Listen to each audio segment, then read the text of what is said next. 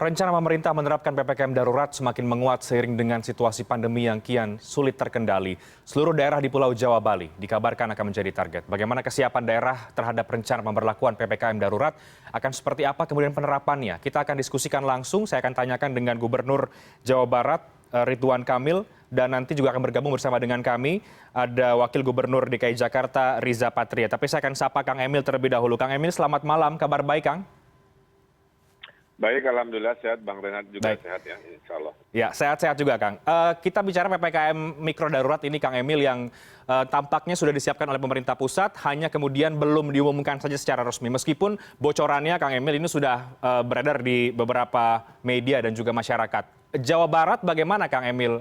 Kesiapan kalau kemudian nanti sudah diputuskan oleh pemerintah pusat bahwa akan ada PPKM mikro darurat, entah itu kemudian berapa lama, tapi apa yang sudah disiapkan oleh Pemprov Jawa Barat? Ya, Bang Renhat. Jadi perbedaan dengan 2020, dulu 2020 itu ada namanya PSBB. Tapi PSBB itu dulu bottom up, Bang. Ya. Jadi bottom up, daerah memohon, disetujui, yang tidak memohon juga tidak ada apa-apa lah gitu ya. Nah sekarang 2021 PPKM Mikro itu sifatnya top down dan menurut saya dalam kondisi darurat itu lebih bagus melakukan pendekatan top down. Makanya PPKM Mikro itu diperkenalkan pada saat lonjakan kasus di awal tahun baru yang cukup tinggi. Kemudian dengan PPKM Mikro kita berhasil mengendalikan dan puncak keterkendaliannya itu adalah pada saat Idul Fitri. Idul Fitri itu keterisian rumah sakit kita di bawah 30%, bahkan kami sempat membubarkan tim relawan tenaga kesehatan karena pasien sudah sangat turun. Tapi gara-gara dua hal, yaitu libur panjang yang tidak bisa dihindari, ada yang bocor mudik, ada mengunjungi tetangga, rumah, ada ziarah dan lain-lain. Kemudian juga ditambah varian Delta yang daya tularnya 3-10 kali lipat, itulah yang kita terjadi hari ini. Nah sehingga pada saat sekarang akan diputuskan PPKM mikro darurat, saya kira itu sesuatu yang akan kita lanjuti karena kami meyakini ini adalah dilakukan oleh semua dari Pulau Jawa sampai Bali. Okay. Karena Jawa Barat tidak bisa berdiri sendiri, punya tetangga Jawa Tengah, punya tetangga DKI, Banten, hingga kait-mengkait ini tidak bisa diselesaikan di level regional atau provinsi atau kabupaten saja. Betul-betul harus melihat dalam satu keseluruhan. Okay. Intinya, pemerintah Provinsi Jawa Barat besok akan mulai mengkoordinasikan dengan 11 kota kabupaten yang masuk level 4 atau zona merah untuk menindaklanjuti pengetatan-pengetatan yang sudah disepakati dengan rapat dengan Pak Luhut, yang intinya daruratan ini lebih pada pengetatan yang tadinya jamnya lebih lama, sekarang jamnya lebih rendah. Tadinya jumlah orang mungkin sekian menjadi setengah dari sekian. Tadinya jam bukanya mungkin sampai malam, sekarang hanya sampai siang. Kemudian penutupan tempat pariwisata. Hal-hal itulah yang mungkin nanti akan diumumkan secara resmi oleh pemerintah pusat besok. Tapi belum itu pun kami akan melakukan koordinasi supaya bahasa dari pusat sampai ke level RT RW itu tetap satu bahasa dan satu koordinasi. Baik, Kang Emil. Jadi sebelum kemudian pusat mengumumkan, tapi Pemprov Jabar sudah menyiapkan koordinasi terutama untuk daerah 11 kota kabupaten ya, yang asesmennya dikabarkan nilainya 4 begitu. Kang Emil tadi menarik ketika Kang Emil menyinggung soal di tengah kondisi sekarang memang lebih baik itu top down ya, tidak lagi kemudian bottom up seperti tahun 2020 yang lalu. Kenapa kemudian menurut Kang Emil ini memang lebih baik top down? Apakah memang situasinya yang sudah semakin genting atau karena memang harus pusat yang kemudian harus dalam tanda kutip mengambil alih dan memimpin langsung penanganan baik di Pulau Jawa dan juga di Bali, Kang? Iya, jadi harusnya dari dulu-dulu sebenarnya ya. Coba bayangkan ya, 70% kasus COVID Jawa Barat kan munculnya di Bodebek. Bodebek ini kan bagian dari Jabodetabek ya. Virus paling banyak COVID kan di sana ngumpulnya. Ini kan 3 provinsi, Bang. Ada DKI, ada Jawa Barat, ada Banten, kira-kira begitu. Nah sehingga pernah kita PSBB seluruh provinsi, Banten hanya setengahnya misalkan. atau ada yang PSBB-nya kabupaten saja, ada yang hanya level kecamatan. Jadi 2020 itu terlalu beragam analisa-analisa lokalnya. Padahal si virus ini kan tidak dibatasi oleh batas administrasi politik. Kalau dia sudah lewat dari Jakarta ke Depok, ya virus sama aja penanganannya kan. Tapi kalau treatmentnya berbeda karena beda provinsi, beda administrasi politiknya, sehingga cara meresponnya mungkin kualitasnya tidak sama. Nah, hal-hal inilah yang saya evaluasi bahwa top down itu jauh lebih pas untuk pengenanganan kedaruratan karena satu komando. Nah, contohnya ya, Jawa Barat ternyata kan punya 2 Pangdam, 1 Pangdam Siliwangi, 2 Pangdam Jaya, karena Depok dan yang namanya Bekasi itu kan dikelolanya oleh Pangdam Jaya dan Polda Metro. Jadi saya adalah gubernur yang punya 2 Kapolda, punya 2 Pangdam.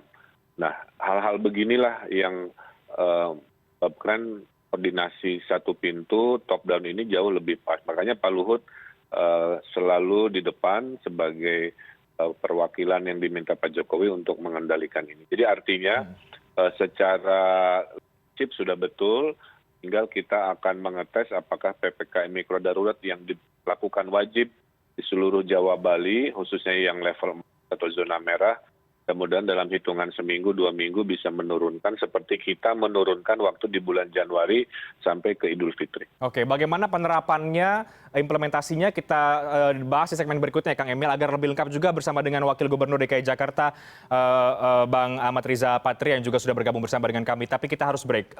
Newscast akan segera kembali sesaat lagi.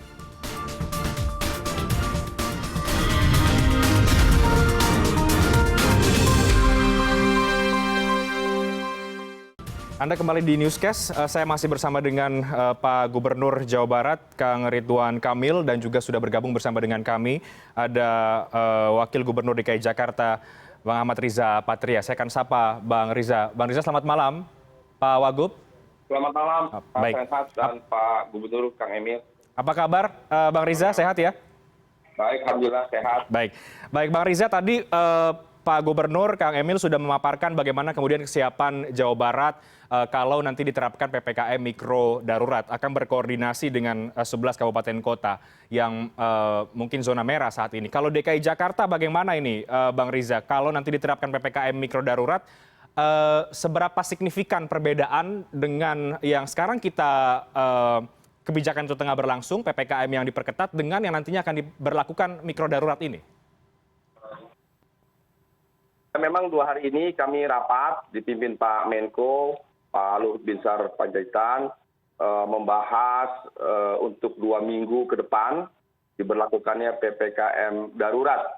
Tentu isinya saya tidak bisa memaparkan, sekalipun mungkin pemirsa sudah mendapat bocoran kurang lebihnya, tapi pastinya kita menunggu keputusan yang resmi nanti disampaikan oleh pemerintah pusat atau Satgas Pusat. Prinsipnya kami, Provinsi DKI Jakarta, akan selalu siap melaksanakan keputusan dan kebijakan yang diambil, diputuskan oleh Satgas Pusat maupun pemerintah pusat. Kami akan menyampaikan kepada masyarakat, melakukan sosialisasi, kampanye, untuk edukasi kepada masyarakat, tentang kebijakan yang diambil terkait PPKM darurat, dan memastikan bahwa seluruh warga Jakarta bisa memahami, mengerti, dan lebih penting melaksanakan. Kemudian juga kami akan hadirkan jajaran Pemprov dan tentu bersama dengan Polda Metro, Kodam Jaya, Kajati, dan Forkopimda lainnya, sama elemen masyarakat, komponen masyarakat, untuk terus melakukan pemantauan, pengawalan, pengawasan, dan aparat akan menindak siapa saja yang ditemukan melanggar, apakah warga Jakarta maupun unit-unit usaha atau kegiatan yang melanggar. Prinsip dan inti substansi daripada PPKM darurat adalah pengetatan yang lebih lagi ketat dari PPKM mikro. Tentu kami bersyukur dan senang atas kebijakan yang akan diambil, jadinya pembatasan jam operasional, pembatasan kapasitas, dan pengetatan alur keluar masuk warga dari Jakarta maupun luar Jakarta, melalui udara, darat, dan laut. Kami akan dukung kebijakan ini. Samping itu, kami juga terus meningkatkan tugas kami, yaitu 3T, testing, tracing, dan treatment. di mana sudah lebih dari 16 kali standar WHO bagi PCR yang kami lakukan. Jadi kami lakukan PCR sudah lebih dari 16 kali dari standar yang diminta. Itulah sebabnya juga kenapa di Jakarta cukup tinggi, karena memang PCR kami tinggi. Kontribusi kami kepada nasional sudah mencapai 33,1% terkait PCR. Dan sekali lagi, itu tempat yang terbaik bagi seluruh warga Jakarta ada tetap berada di rumah, jangan keluar di rumah, apalagi bagi anak-anak di bawah 9 tahun dan orang tua di atas 60 tahun. Kita dukung kebijakan PPKM darurat dan kita pastikan kita ingin seluruh warga disiplin, patuh dan taat terkait pelaksanaan protokol kesehatan. Oke, baik Pak Wagub, cakupan pengetatan ini yang kemudian kami dapatkan bocorannya, karena memang belum secara final diumumkan oleh pemerintah pusat, adalah 100% WFH untuk sektor non-esensial, 50% WFO untuk sektor esensial, mal dan juga pusat perbelanjaan ditutup, restoran hanya makan, delivery dan juga take away. Kemudian ada seluruh kegiatan belajar mengajar yang secara daring. Apakah kemudian ini memang betul-betul akan diterapkan nantinya di PPKM Mikro Darurat, Bang Riza?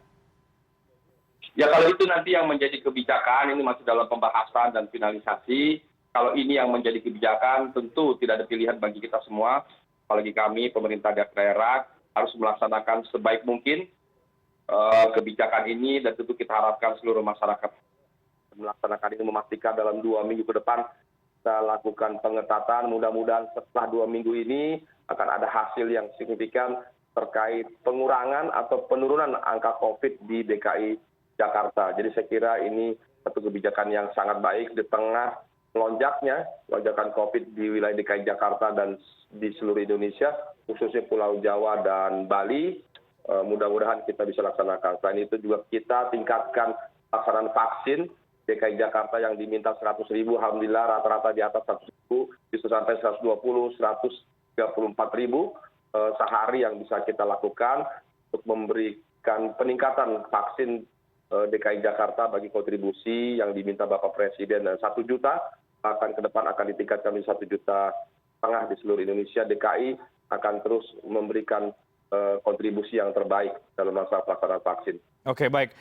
Pak Gubernur dan juga Pak Wakil Gubernur, bicara soal DKI Jakarta juga Jawa Barat, ini kan 2 provinsi yang menempati urutan cukup teratas dalam penambahan kasus beberapa hari belakangan ini. Sebelum kita bicara soal PPKM Mikro Darurat yang mungkin nanti akan diberlakukan, sebelumnya kan sudah ada PPKM Mikro yang juga sudah diimplementasikan di beberapa daerah. Melihat angka yang cukup besar ini, penambahannya, evaluasi dari Pemprov sebetulnya bagaimana terhadap penerapan PPKM yang tengah berjalan saat ini? Kang Emil dulu. Ya, tadi saya sampaikan di awal, Reinhardt ya, bahwa gelombang yang sekarang ini diburuk oleh datangnya varian Delta. Varian Delta itu sebelum Idul Fitri belum terdeteksi dan belum banyak terdapat di Jawa Barat dan di Indonesia.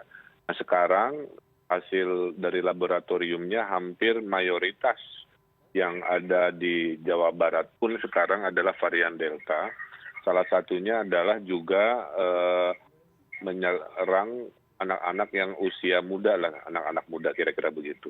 Nah sehingga PPKM Mikro yang berhasil sebelum Idul Fitri itu memang untuk menanggulangi varian virus COVID yang kita sudah pahami. Nah, PPKM Mikro Darurat ini memang lebih strict karena akan menghandle merespon hadirnya varian Delta yang tadi dia tulangnya 3 sampai 10 kali lipat. Saya sih sangat optimis tadi dari pengalaman bulan Januari Februari dan belajar dari kekurangan 2020. Misalkan dulu masih ingat ya, Jakarta PSBB-nya ketat, kemudian di sekelilingnya pilihan yang tidak sama dengan Jakarta. Akibatnya dia tidak makan di Jakarta, pindahnya ke wilayah misalkan Depok, Bekasi. Itu contoh 2020 karena tidak ada satu kesatuan kebijakan. Nah, PPKM Mikro Darurat ini diwajibkan kepada seluruh Jawa Bali dengan pengetatan tadi, penutupan-penutupan yang hampir 100%. Nah oleh karena itu yang penting dari kami selain mempersiapkan Mas Reinhardt adalah memastikan tidak ada kolapsnya sistem rumah sakit di Jawa Barat yang kami siapkan. Ada secara hulu, yaitu ada 4.000-an ruang isolasi di desa-desa. Kami sedang edukasi agar jangan dikit-dikit ke rumah sakit, karena di Jawa Barat ditemukan sebagian hampir 30% yang ke rumah sakit itu sebenarnya gejala ringan yang tidak perlu ke rumah sakit. Kemudian ada strategi di hilir, kita mengkonversi hotel, apartemen, dan bangunan non rumah sakit untuk memulangkan mereka yang sudah mau sembuh, ya tapi belum sembuh total ya, sudah mau sembuh jangan di rumah sakit, kita pindahkan ke hotel gratis semuanya, sehingga rumah sakit betul-betul hanya untuk yang gejala sedang dan berat. Nah, kombinasi menurunkan keterisian rumah sakit COVID, kemudian juga kekompakan tadi satu komando, satu kebijakan, tambah vaksinasi yang seperti Pak Wagub DKI tadi sampaikan, Jawa Barat per hari kemarin rekor 160.000 tertinggi, dan mudah-mudahan kecepatan vaksinasi, penurunan bor rumah sakit, kemudian pengetatan PPKM mikro darurat yang bersamaan dan satu komando, saya meyakini insya Allah hitungan 2 minggu sampai 1 bulan kita harusnya melihat ada tren turun, amin. Baik, ya. Tentu itu harapannya Kang Emil. Kalau kita bicara soal BOR ya dan juga Vaskes di Jawa Barat sekarang kondisinya fakta di lapangan seperti apa, Kang Emil? Karena kan yang beredar kemudian publik melihat bahwa tampaknya Vaskes sudah mulai kolaps di sejumlah provinsi, termasuk juga mungkin di Jawa Barat. Ya, saya kira kita hindari kata kolaps itu ya, karena kata itu menakutkan untuk masyarakat yang tidak memahami realitanya. Jadi Mas Reinhardt begini, jumlah tempat tidur rumah sakit di Jawa Barat itu ada 54.000. Yang dipergunakan sebelum sebelum Idul Fitri itu hanya 14.000 atau 20-an%. Kami sudah menambahi sekitar 3.000-an, sekarang menjadi 17.000 dari 54.000. Nah, pada saat si 3.000 tambahan ini masih ternyata juga terkejar oleh orang yang harus dirawat, maka kita akan menambahi dari 30, 40, 50 sampai nanti maksimal 60%, Renat ya, dari 54.000 itu, karena 40%-nya harus diperuntukkan untuk pasien non-COVID. Nah, sambil menuju pelan-pelan ke arah 60% jika itu dibutuhkan, tadi kami sudah menyiapkan pengurangan-pengurangan keterisian rumah sakit dengan menyewa hotel, apartemen, semua fasilitas negara yang ada tempat tidurnya.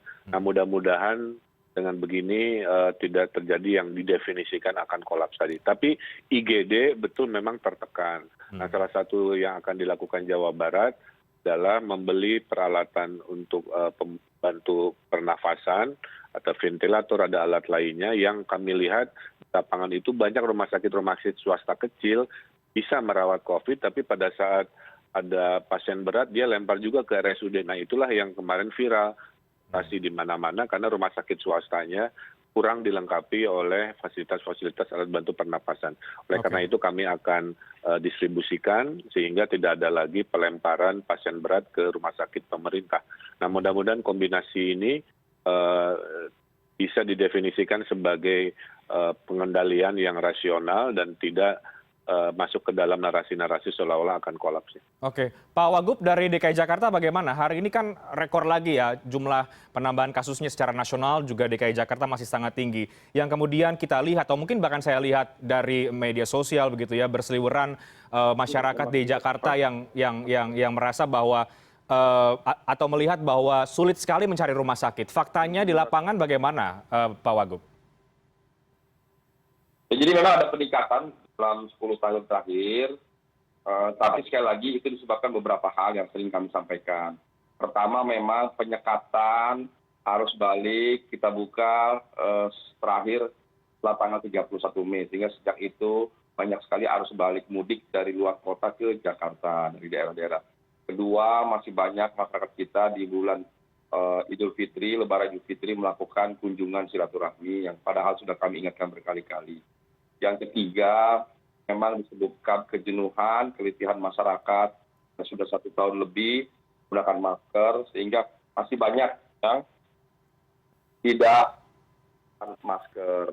Sekalipun data dan faktanya di DKI Jakarta termasuk provinsi yang penggunaan maskernya tertinggi mungkin di Indonesia, sudah mencapai 68 bahkan 78%. Kemudian yang keempat disebabkan oleh adanya varian baru, varian dari Afrika Selatan, Inggris, dan India. Yang berikutnya memang disebabkan oleh tes PCR yang tinggi. DKI Jakarta sepekan ini mencapai 150.862, jadi lebih dari 15 kali dari standar yang diminta WHO. Nah, untuk itu beberapa kebijakan yang diambil sesuai dengan arahan Presiden, tadi optimalisasi implementasi penanganan PPKM Mikro, kemudian juga meningkatkan pelaksanaan penggunaan masker sampai 95%, dan yang ketiga meningkatkan pelaksanaan vaksin untuk 1 juta bahkan 1,5 juta. Di Jakarta ditugaskan untuk mencapai 100.000, kita sudah mencapai bahkan 135 dan pernah sampai 158.000 per hari. Ini akan kita upayakan terus. Jadi sekali lagi kami siap melaksanakan kebijakan PPKM darurat yang akan diberlakukan dalam beberapa hari ke depan untuk 2 minggu ke depan. Dan kita ingin memastikan seluruh warga Jakarta bisa memahami, mengerti pelaksanaan PPKM darurat dan melaksanakan secara sungguh-sungguh, pada dan disiplin. Jadi, dan juga perlu menjadi perhatian, data yang perlu kami sampaikan belakangan ini memang ada peningkatan pada anak-anak kita sudah mencapai 12% yang terkena COVID, dan juga itu di bawah 18 tahun, yang di bawah 5 tahun sudah mencapai 3,2%. Ini menjadi perhatian kita, yang para orang tua memastikan menjaga anak-anak kita yang belakangan lebih mudah terjangkit atau terserang COVID. Mudah-mudahan kita bisa memastikan kesehatan dan keselamatan anak-anak kita dan kita semua. Jadi sekali lagi, di Jakarta juga yang sering saya sampaikan, sekalipun dibagi dalam beberapa zona, ada zona merah, Jakarta Pusat, Timur dan Selatan, zona kuning di utara, dan zona oranye di Pulau Seribu. Kami memberlakukan seluruh wilayah Jakarta kami anggap sebagai zona merah supaya mendapat perhatian yang lebih baik lagi, dan seluruh masyarakat harus lebih waspada, disiplin, dan hati-hati. Jadi itulah beberapa kebijakan yang diambil oleh pemerintah DKI Jakarta, termasuk terus meningkatkan fasilitas kesehatan seperti rumah sakit rujukan, laboratorium, tenaga kesehatan, tempat tidur, kemudian ruang ICU, bahkan tempat-tempat isolasi kita tingkatkan sampai kita tambah sebanyak 9.084, dari Wisma, Gria, hotel, sampai GOR, bahkan tempat-tempat ruang tertutup lainnya akan kita upayakan sebagai tempat isolasi, termasuk menyiapkan tenda-tenda darurat di hampir semua rumah sakit daerah di DKI Jakarta, selain terus meningkatkan berbagai fasilitas. Tapi sekali lagi, betapapun baik dan cepatnya pemerintah menyiapkan fasilitas, yang jauh lebih penting bagaimana kemampuan kita bersama-sama, bekerjasama dengan seluruh warga Jakarta dan warga lainnya, tentu dengan dukungan Kang Emil, dari Jawa Barat, dari Banten, Jawa Tengah, Timur, dan semuanya, bersama-sama memastikan kita dapat berkolaborasi, bersinergi bersama untuk saling bahu-bahu, tolong-menolong. Keluarga kita minta tetap berada di rumah, dan laksanakan protokol kesehatan secara disiplin, ketat, dan terus waspada. Ya, baik. Kang Emil dan juga Bang Riza yang juga menjadi perhatian penting ya, bahwa kemudian pemerintah daerah sudah berupaya maksimal untuk dalam keadaan yang memang sulit ini, tapi tentu masih ada celah ketika PPKM ini nanti akan diberlakukan, PPKM mikro darurat, agar tidak beda nama tapi sama rasa. Bagaimana memastikan bahwa aturan PPKM mikro darurat nanti ini terimplementasi dengan baik, ada monitoring yang jelas dan juga ada evaluasinya, sehingga yang diharapkan bisa terwujud dengan kebijakan yang baru ini nanti. Kita akan bahas segmen berikutnya. Kita harus break. Kami akan segera kembali sesaat lagi.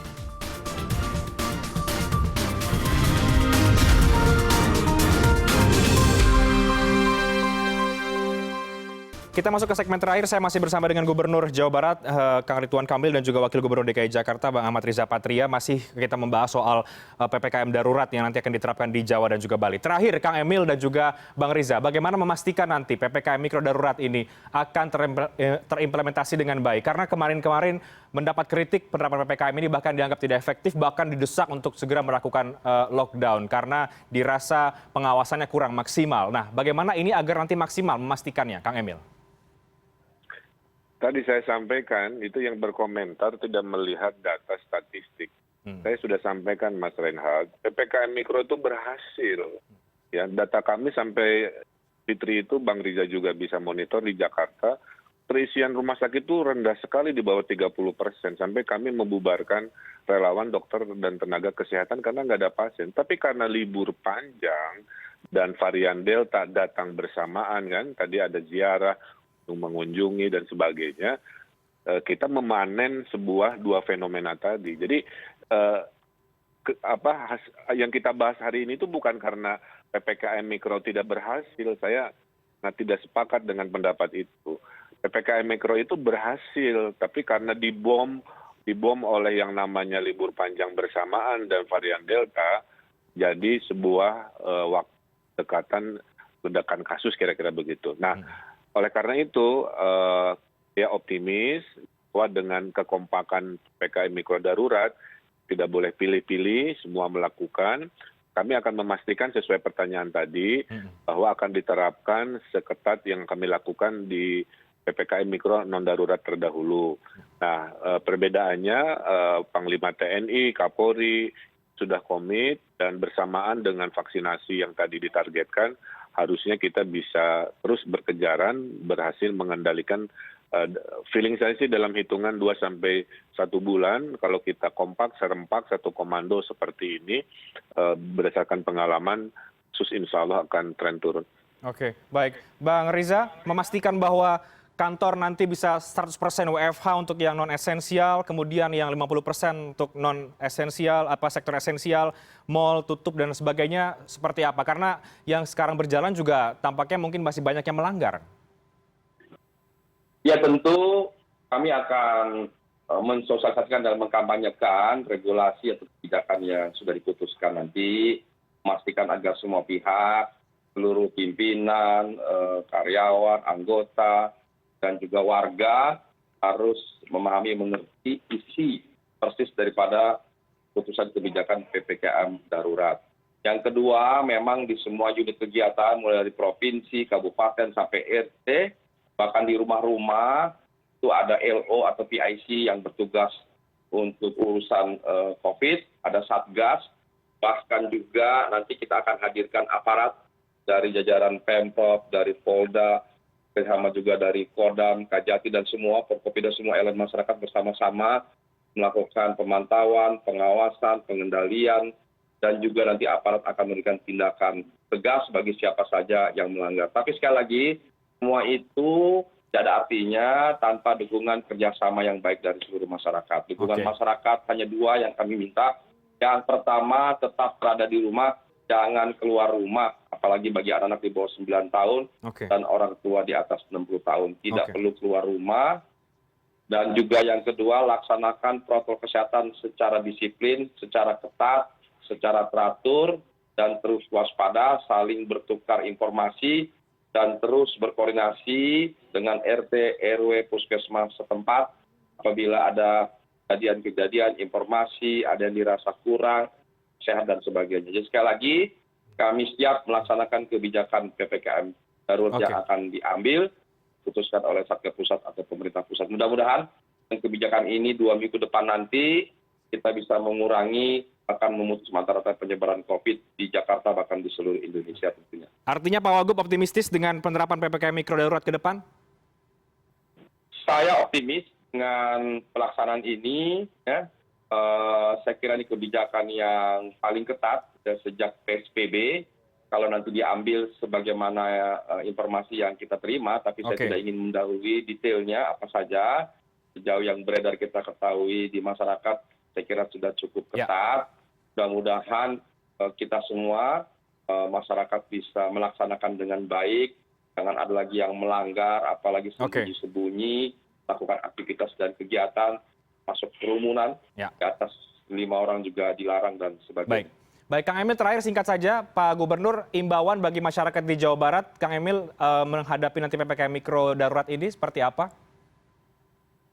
Ya, yang pertama percayakan kepada pemerintah. Pemerintah itu mengambil keputusan-keputusan yang mungkin pahit seperti ini, tapi untuk keselamatan nyawa yang menjadi tujuan yang paling utama.